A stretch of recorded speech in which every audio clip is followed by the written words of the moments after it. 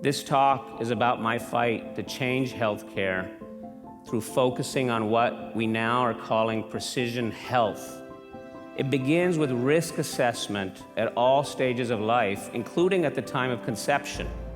I'm convinced that a future that is going to involve precision health will be the right way to approach healthcare and will be fundamental to our changing of how we deal with health and disease today.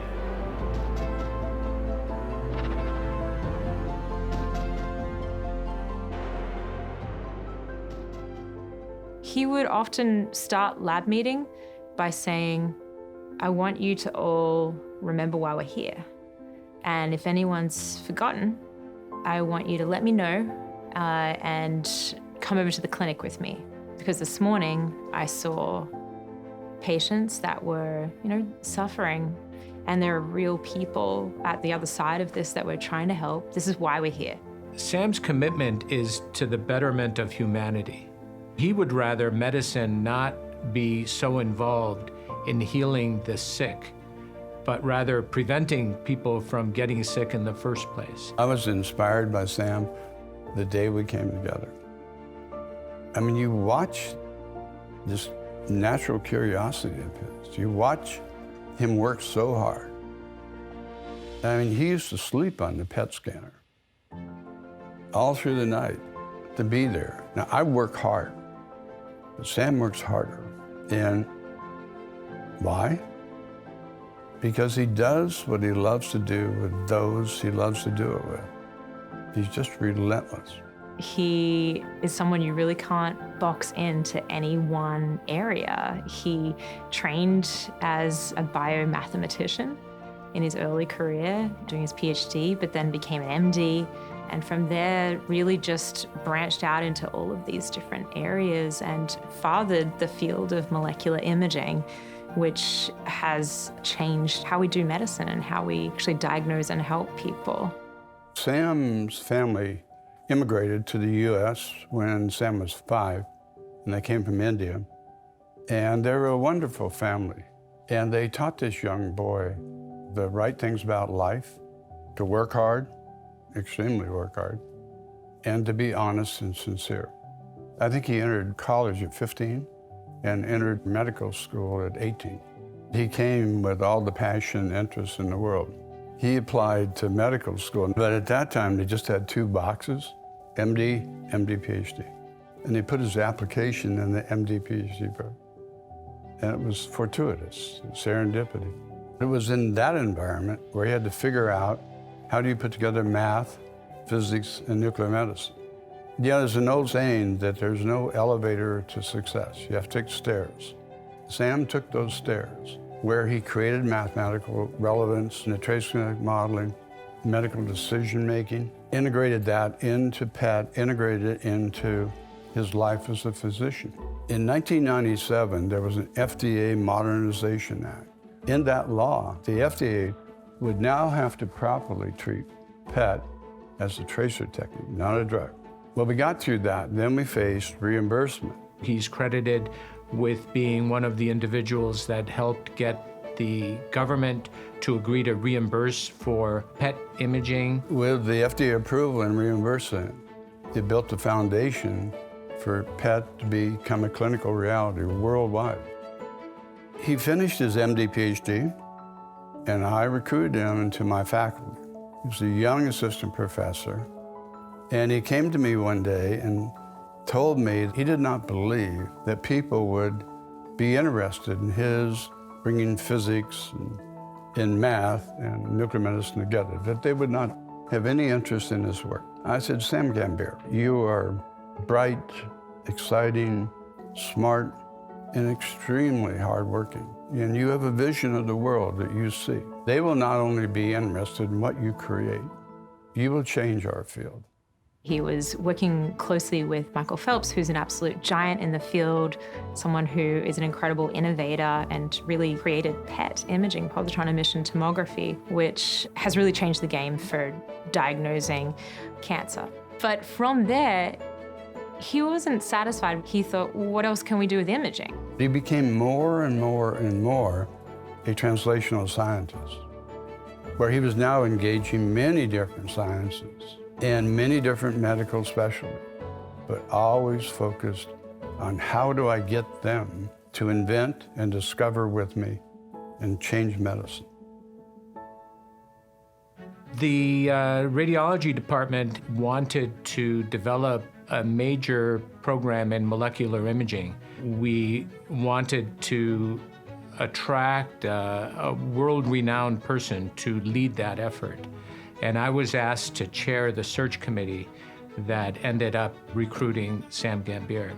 Sam is incredibly broad scientifically. He can carry on a conversation at the physics, engineering, mathematics aspect of things, but also at the biology end of things and clinical medicine.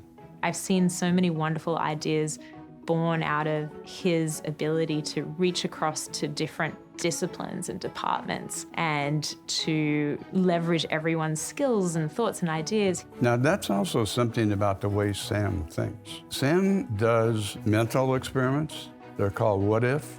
So what if I did this? What do I think would happen? Seeing the way he approaches questions and problems made me also approach my science and the questions I cared about differently. He would often say, go to a seminar in another department or speak to these people in a completely different field and learn how they're doing it. In academics, we separate all these things, right? In Sam's life, they're in one culture. He believes in all of them. He works to integrate one to another. They're all just part of his great big family.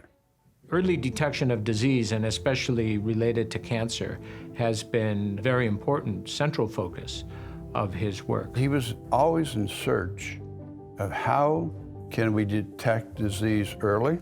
How do we find a way to know that this is beginning to occur and change? The model at the Canary Foundation was to bring scientists together from very different fields that traditionally wouldn't talk to each other and allow them to share ideas, data, and jointly plan experiments that would help advance the field of early cancer detection. Dr. Gambhir had really latched onto and thought was important is that molecular changes in your body occur far earlier than a structural change. The fewer the number of rogue cancer cells, the less signal they produce. So it's like trying to find something in your body that is present in smaller and smaller and smaller quantities. It's one thing to find a tumor when it's the size of an orange. It's another thing to find a tumor when it's the size of a raisin. What he helped to develop from multiple angles is these imaging technologies that allow us to scan a whole person or a part of a person and allow us to see these molecular changes that can help detect disease far earlier. My research is always focused in an area that brings together advances in cell and molecular biology with that of biomedical imaging. We have worked for years on building molecular spies that are injected into your body. These spies wander around, kind of doing a house-to-house search or a cell-to-cell search, looking for molecular errors. When they find those molecular errors, they send a signal that comes out of your body that we build scanners that can detect. Then we form an image of the molecular signals from inside your body. And what that is the ability to really study, detect, visualize, and understand biochemical and cellular events in living subjects, which people haven't been able to do before. So unlike traditional imaging, which is about the anatomy of your body, we develop molecular imaging tools that help us pinpoint very early molecular problems in your cells that are telltale signs of early disease. Sam has now used his technique that he pioneered many, many years ago, this reporter PET imaging, the molecular spies, to track immunotherapy. These cells are an actual therapy that help fight off the cancer. The approach that Sam created, these reporter PET imaging strategies, allow us to track those cells with precision and see what they're doing in the brain or elsewhere. Sam is sought after for his expertise, his knowledge, but also for his ability to envision the future and where we as a field should be going. He would rather fail at true discovery and invention than succeed on the average.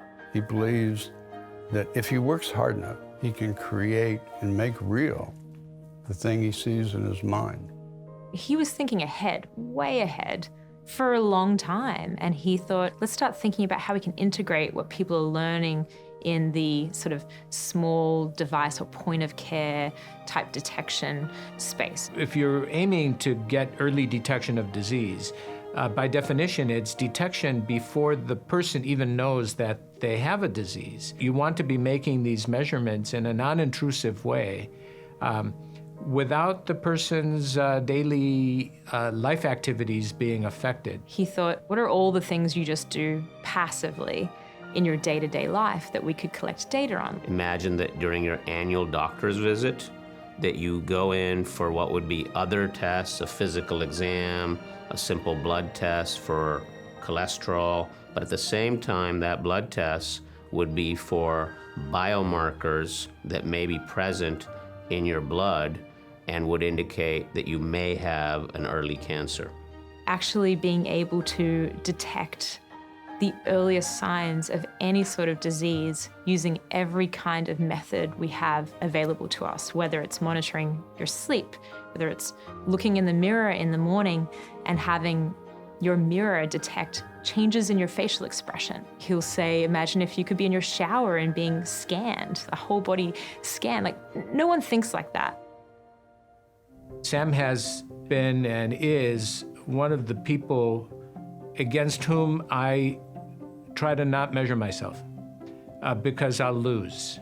There are these people that we're very fortunate to come across in life who are just so amazing that they're inspiring in multiple ways, and he's one of those. I've never had a mentor like him, and nor did I know it was possible for somebody to be such a brilliant scientist and really lead in his scientific boldness and sort of teaching me how to tackle questions, but also just as a lovely human as well, somebody who clearly cares so deeply about all of his people in the lab. All of his students are like his children, basically, and we all felt like that and still do to this day. He's really like a dad to us. He touches people's lives as he goes.